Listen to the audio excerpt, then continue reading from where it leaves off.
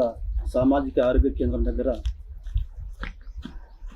Hospital సంబంధించినటువంటి వెనకాల మొత్తం పరిసరాలు ఇక్కడ ఉన్నటువంటి బాత్రూమ్కి సంబంధించినటువంటి మురుగునీరు మాన్యువల్ పలిగిపోయి అది మొత్తం ఇలా వచ్చేసి ఇక్కడ హాస్పిటల్కి సంబంధించినటువంటి గ్రౌండ్లో ఈ పందులు ఉల్లాడి మొత్తం నానా బీభత్సం చేస్తూ ఉంది.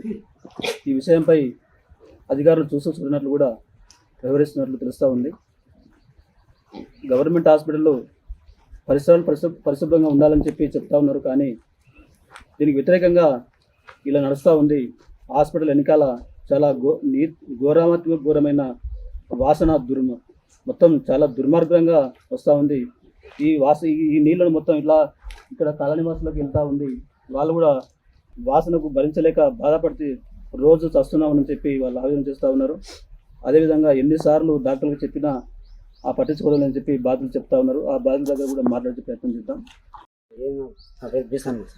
చెప్పి ఈ వాసనకు సార్ మేడం చెప్పినా పట్టించుకుంటారు సార్, ఏ సార్ చెప్పినా పట్టించుకుంటారు. చాలా ఘోరమైంది సార్, వాసన మొత్తం కంప్లీట్ అయిపోయింది. పందులు ఇంత వాసన సార్. ఎన్ని రోజుల నుంచి అవుతుంది?